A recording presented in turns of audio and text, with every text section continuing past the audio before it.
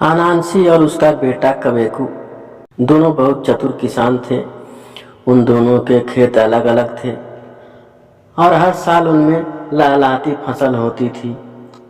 एक साल दुर्भाग्यवश उन्होंने अपने सबसे अच्छे बीज खेत में बोए, लेकिन बारिश नहीं होने के कारण उनके खेत में कुछ भी नहीं उगा। उदास कवेकू अपने सूखे खेत में घूम रहा था और सोच रहा था कि इस साल उसके परिवार को अन्न कहाँ से मिलेगा। उसने खेत की मेड़ पर एक कुबड़े बौने को बैठा देखा। बौने ने कवेकू से उदास होने का कारण पूछा। कवेकू के बताने पर बौने ने कहा कि वह खेत में बारिश लाने में उसकी मदद करेगा। उसने कवेकू से कहा कि वह कहीं से 2 छोटी लकड़ियां ले आए और उन्हें उसके कुबर पर ढोल की तरह बजाए। कवेकू ने ऐसा ही किया। वे दोनों गाने लगे, पानी पानी ऊपर जाओ, बारिश बनकर नीचे आओ। यह देखकर कवेकू की खुशी का ठिकाना नहीं रहा कि गाते गाते जोरदार बारिश होने लगी और खेत की मिट्टी ने पूरे पानी को सोख लिया। अगले दिन बीजों से अंकुरित फूट पड़े और बढ़िया फसल होने लगी। अनांसी को जल्द ही कवेकू के खेत में बढ़िया फसल होने की खबर मिल गई। उसका खुद का खेत तो सूखा ही पड़ा था। वह कवेकू के पास गया और उसने कवेकू से बारिश होने का कारण पूछा। कवेकू का मन साफ था और उसने कुबड़े बौने की बात अपने पिता को बता दी। अनांसी ने भी उसी तरह से अपने खेत में पानी लाने का निश्चय किया। उसने 2 मोटी लकड़ियां ले ली और सोचा, मेरे बेटे ने कुबड़े बौने से छोटी लकड़ियों से काम लिया, मैं मोटी लकड़ियां इस्तेमाल करके उससे दोगुनी बारिश करवाऊंगा। जब उसने कुबड़े बौने को अपनी ओर आते देखा, उसने सावधानी से दोनों लकड़ियां छुपा दी।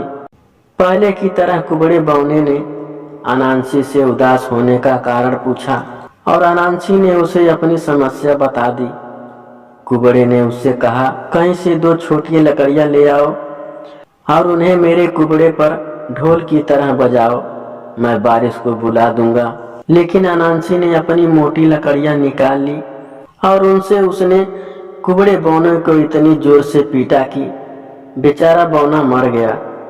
अनांसी यह देखकर बहुत डर गया, क्योंकि उसे मालूम न था कि बौना वहां के राजा का चहेता जोकर था।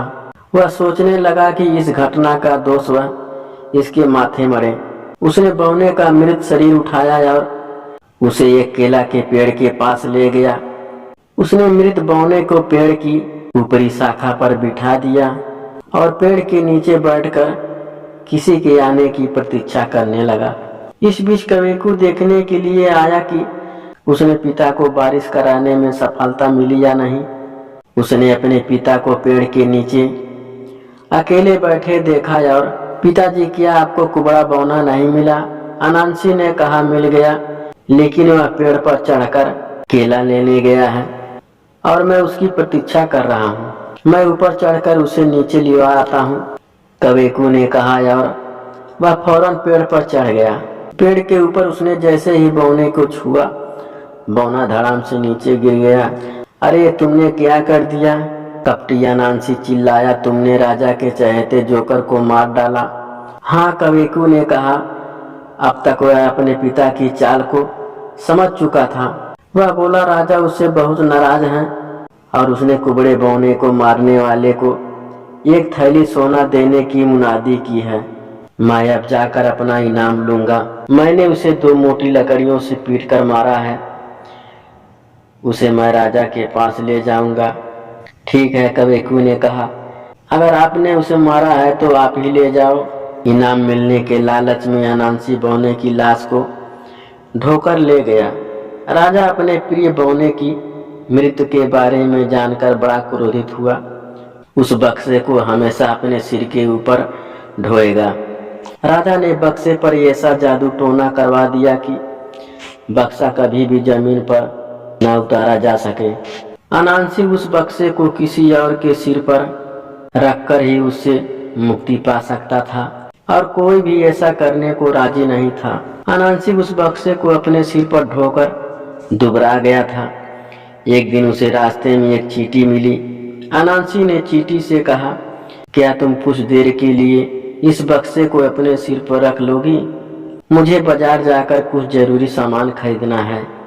चींटी ने अनांसी से कहा, अनांसी, मैं तुम्हारी सारी चालाकी समझती हूँ। तुम इस बक्से से छुटकारा पाना चाहते हो। नहीं नहीं, ऐसा नहीं है। मैं सच कह रहा हूँ कि मैं जल्द ही वापस आ जाऊंगा और तुमसे यह बक्सा ले लूंगा। अनांसी बोला। बेचारी भोली भाली चींटी अनांसी के बहकावे में आ गई। उसने वह बक्सा अपने सिर पर रखवा लिया।